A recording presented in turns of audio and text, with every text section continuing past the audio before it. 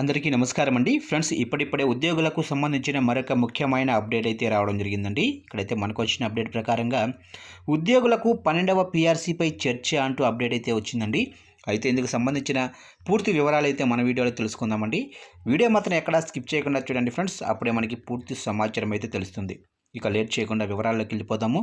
ఇక రాష్ట్ర ప్రభుత్వం ప్రవేశపెట్టిన బడ్జెట్లో ఉద్యోగులు ఉపాధ్యాయులకు సంబంధించిన 12వ పీఆర్సీ గురించి ప్రస్తావనే లేదని పీడీఎఫ్ ఎమ్మెల్సీ బి గురుమూర్తి అన్నారు.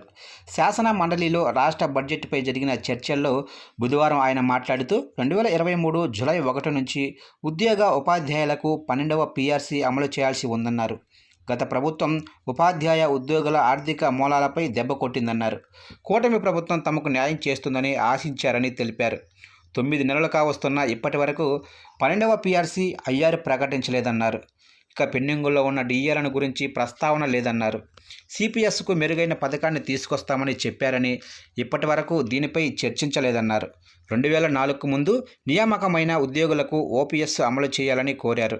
ఇక మెగా డిఎస్సి నోటిఫికేషన్లో ఆర్ట్ క్రాఫ్ట్ పోస్టులను భర్తీ చేయాలని తెలిపారు.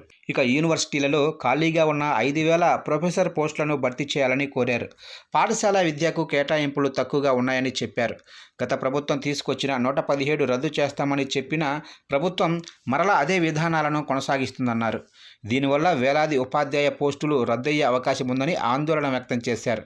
కాంట్రాక్టు పార్ట్ టైం ఉద్యోగుల వేతనాలు పెంచాలని కోరారు. కాంట్రాక్టు లెక్చరర్లను రెగ్యులర్ చేసేందుకు గత ప్రభుత్వం జీవో 114ను తీసుకొచ్చిందని, దీనిని కూటమి ప్రభుత్వం కొనసాగించాలని కోరారు. ఐడెంటు జూనియర్ కళాశాలలతో పాటు డిగ్రీ కళాశాలల్లో కూడా డొక్కా సీతమ్మ మధ్యాహ్న భోజనం పథకం కొనసాగించాలని కోరారు. అమరావతి రాజధాని నిర్మాణం కోసం తీసుకొచ్చిన రుణం అప్ప సహాయమా అని ప్రశ్నించారు. అప్పు అయితే కేంద్రం చెల్లిస్తుందా, రాష్ట్రం చెల్లిస్తుందా అనే స్పష్టత ఇవ్వాలని కోరారు. ఇక పండుల రవీంద్రబాబు మాట్లాడుతూ రాష్ట్రానికి ప్రత్యేక హోదా కల్పించే అంశంపై కేంద్ర ప్రభుత్వంతో చర్చలు జరపాలని చెప్పారు. కూటమి ప్రభుత్వంతో బీజేపీ భాగస్వామ్యం ఉందని, కాబట్టి హోదా అంశాన్ని పునఃపరిశీలన చేయాలని కోరారు. 50 ఏళ్లు దాటిన ఎస్సీ ఎస్టీ బీసీ మైనారిటీ వారికి పింఛన్ సౌకర్యం కల్పిస్తామని కూటమి ప్రభుత్వం హామీ ఇచ్చిందని రామసుబ్బారెడ్డి చెప్పారు. బడ్జెట్లో అందుకు తగ్గట్టుగా కేటాయింపులు లేవన్నారు.